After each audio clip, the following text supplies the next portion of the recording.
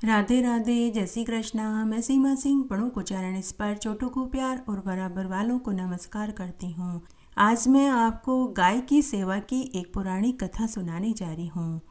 गाय की सेवा करके देवता, ऋषि, मुनि, दैत्य, किन्नर भी तर चुके हैं। गाय की सेवा का फल अक्षय मिलता है। गाय की सेवा करके मनुष्य धनवान, पुत्रवान और लक्ष्मीवान हो जाते हैं। कहते हैं कि अगर किसी को कुष्ठ रोग, चर्म रोग है तो अगर वह गाय की सेवा करे, गोमूत्र को पिए और गोमूत्र को चर्म और कुष्ठ वाली जगह पर लगाए तो उसका रोग दोष दूर हो जाता है। शास्त्रों में कहा गया है कि गाय की सेवा करने से धन पुत्र मिलता है, रोग दोष दूर हो जाता है। इसके अलावा मनुष्य अपने बड़े से बड़े पाप जैसे ब्रह्म हत्या जैसे पापों से भी छूट जाता है। और कैसा भी शाप क्यों न हो, अगर गाय की सेवा कोई निस्वार्थ भाव से कर ले तो वह व्यक्ति शाप से भी मुक्त हो जाता है। आज हम ऐसी ही एक कहानी सुनेंगे जिसमें देवता भी गाय की सेवा करके शाप से मुक्त हो गए। आइए अब हम गाय माता की सेवा पूजा वाली कहानी सुनते हैं। गाय माता की सेवा का फल इस लोक में तो मिलता ही है, मरने के बाद परलोक में भी मिलता है। गाय की सेवा करने के लिए देवता भी लालायित रहते हैं। आइए कथा सुनते हैं। एक बार असुरों के राजा बलि और देवताओं के राजा इंद्र में घमासान युद्ध हो रहा था। सभी असुर इंद्रलोक व स्वर्ग को हथियाना चाहते थे। उनमें भयंकर युद्ध हो रहा था। उस युद्ध में इंद्र आदि देवताओं के साथ गुरु बृहस्पति थे तो असुरों में राजा बलि के साथ उनके गुरु शुक्राचार्य जी साथ थे। तब युद्ध में दोनों तरफ ही असुर और देवगण मर रहे थे।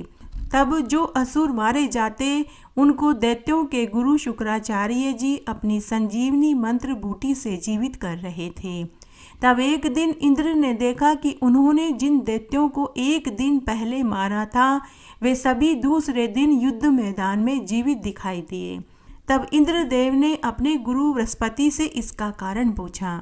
तो गुरु बृहस्पति ने इंद्रदेव से कहा कि हे इंद्र, असुरों के गुरु शुक्राचार्य जी के पास संजीवनी मंत्र है। वे अपने इस मंत्र से अपने मरे हुए असुरों को जीवित कर रहे हैं। तब इंद्रदेव अपने गुरु बृहस्पति से बोले कि हे गुरुवर, इस प्रकार तो हम कभी भी असुरों को मार नहीं पाएंगे। तब इंद्रदेव ने कहा कि हे गुरु बृहस्पति, आपको भी यह विद्या ग्रहण करनी चाहिए।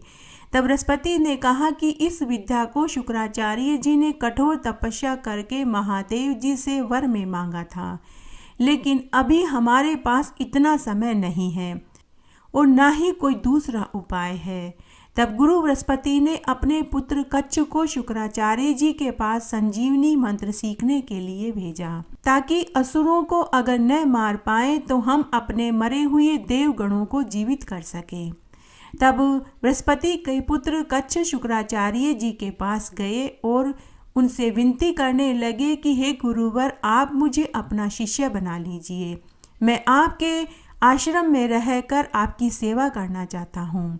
तब शुक्राचार्य जी ने अपने मंत्र बल से पता लगा लिया कि यह बृहस्पति का पुत्र कच्छ है। लेकिन कच्छ की भक्ति और निस्वार्थ भाव सेवा देखकर शुक्राचार्य जी प्रसन्न हो गए और कच्छ को अपना शिष्य बना लिया। अब कच्छ शुक्राचार्य जी की दिन रात सेवा करने लगा, साथ ही आश्रम में साफ सफाई करने लगा। इसके अलावा कच्छ रोज शुक्राचार्य जी की गायें चराने के लिए वन में जाता, उन्हें चारा पानी खिलाता, उनका दूध दूहता और उनके सभी काम भी करने लगा। गुरु बृहस्पति का पुत्र कच्छ बहुत सुंदर, आकर्षक दिखाई देने वाला हष्ट पुष्ट युवक था। कच्छ को कई वाद्य यंत्र भी बजाने आते थे। शुक्राचार्य जी की एक बहुत सुंदर लड़की थी जिसका नाम देवयानी था। देवयानी को नृत्य और गान करना बहुत पसंद था। इस तरह कच्छ और देवयानी में मित्रता हो गई। सुबह शाम कच्छ वाद्य यंत्र बजाता, मधुर गान गाता और देवयानी उसके ऊपर नृत्य करती थी। कच्छ के सुंदर सुडोल हष्ट पुष्ट शरीर पर देवयानी का दिल आ गया। देवयानी कच्छ से प्यार कर बैठी। तब एक दिन असुरों को पता चला कि बृहस्पति का पुत्र कच्छ शुक्राचार्य जी के पास संजीवनी मंत्र की शिक्षा लेने के लिए आया है। असुरों ने सोचा कि अगर शुक्राचार्य जी ने बृहस्पति पुत्र कच्छ को संजीवनी विद्या दे दी तो हम कभी भी विजयी नहीं हो पाएंगे। तब एक दिन असुरों ने कच्छ को मारने का उपाय बनाया। जब कच्छ जंगल में गाय चराने के लिए वन में गया तो असुरों ने कच्छ को मार डाला और उसके छोटे छोटे टुकड़े करके शेर को खिला दिया। शाम को गायें तो आश्रम में लौट आई, लेकिन कच्छ नहीं आया। तब देवयानी ने अपने पिता से कहा कि हे पिताजी, कच्छ वन में से वापस अभी तक नहीं आया है, आप पता लगाइए कि वह कहाँ रह गया। तब शुक्राचार्य जी ने अपने तंत्र बल के प्रयोग से पता लगा लिया कि कच्छ मारा जा चुका है और उसे शेर खा चुका है। तब शुक्राचार्य जी ने अपनी पुत्री से कहा कि पुत्री, अब कुछ नहीं हो सकता, कच्छ मारा जा चुका है, अब वह जीवित नहीं हो सकता। तो देवयानी करुण रुदन करने लगी और बोली कि पिताजी, मैं कच्छ से प्रेम करती हूँ, अगर वह जीवित नहीं हुआ तो मैं अपने प्राण त्याग दूंगी। तब शुक्राचार्य जी ने अपनी संजीवनी मंत्र विद्या से कच्छ को जीवित कर दिया। 2-5 दिन के बाद असुरों ने पुनः कच्छ को जीवित देखा तो उन्होंने फिर से कच्छ को मारकर समुद्र में फेंक दिया।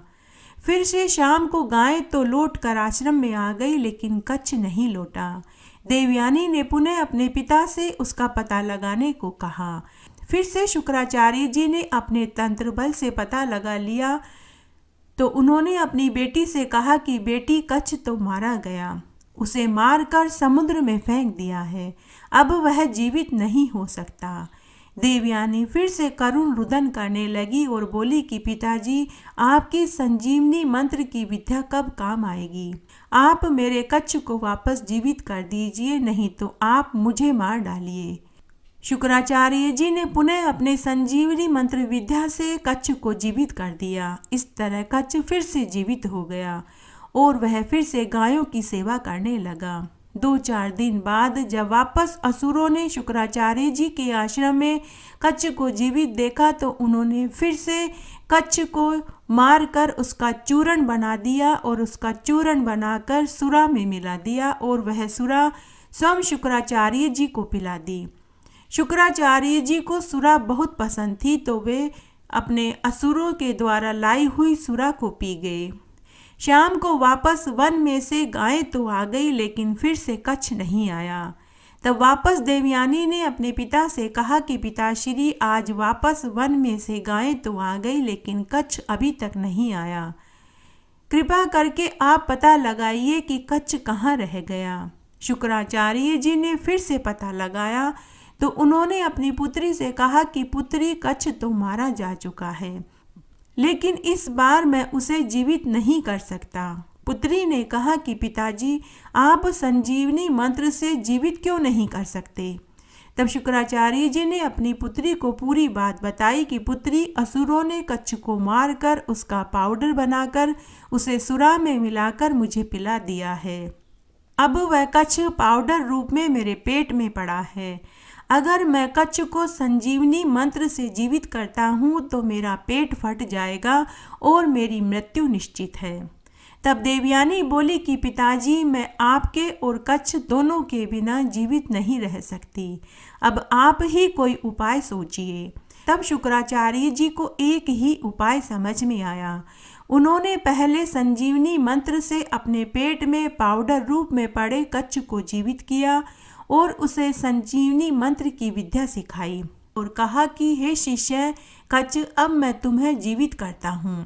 जैसे ही तुम जीवित होकर बाहर आओगे उसी क्षण मेरा पेट फट जाएगा और मेरी मृत्यु हो जाएगी, लेकिन उससे पहले मैं तुमसे संजीवनी मंत्र की शिक्षा देने की तुमसे दक्षिणा लेना चाहता हूँ। शुक्राचार्य जी के पेट में पड़े कच्छ ने कहा कि हे गुरुवर, आप मांगिए, मैं आपको वही दक्षिणा दूंगा जो आप मांगेंगे। तब शुक्राचार्य जी ने कहा कि मेरे मरने के बाद तुम मुझे संजीवनी मंत्र से जीवित कर देना।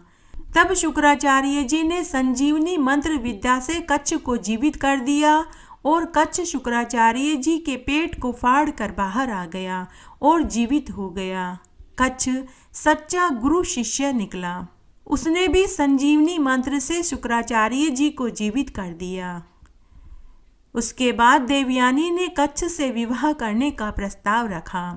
कच्छ ने उस प्रस्ताव को अस्वीकार कर दिया। देवयानी ने इसका कारण पूछा तो कच्छ ने कहा कि मैं अभी अभी तुम्हारे पिता के पेट से जन्मा हूँ, उस नाते हम दोनों भाई बहन हुए, इसलिए मैं तुमसे विवाह नहीं कर सकता।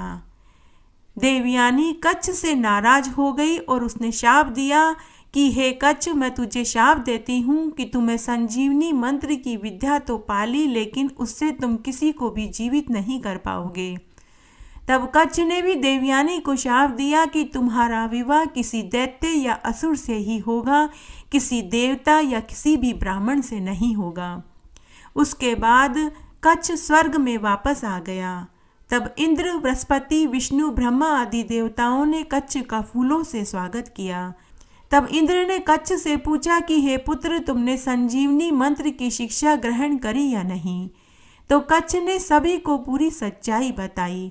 तब विष्णु भगवान कच्छ से बोले कि पुत्र कच्छ, तुम गोलोक में जाकर गायों की सेवा करो और गायों को बांसुरी की मधुर तान में हरि संकीर्तन सुनाओ। तुम देवयानी के शाप से मुक्त हो जाओगे। उसके बाद कच्छ ने गोलोक में जाकर गायों की सेवा करी और उनके कान में हरि कीर्तन सुनाया, जिससे कुछ ही वर्षों में वह देवयानी के शाप से मुक्त हो गया। गायों की सेवा करने से न केवल बड़े से बड़े पाप धुल जाते हैं, बल्कि शाप से भी मनुष्य मुक्त हो जाता है। इस तरह आज मैंने आपको गाय माता की सेवा की एक पौराणिक कहानी सुनाई। आशा करती हूँ यह आपको जरूर पसंद आएगी। मेरे साथ बने रहने के लिए आपका धन्यवाद। आगे की कथा कहानी के लिए भी आप इसी तरह मेरे साथ बने रहें। धन्यवाद।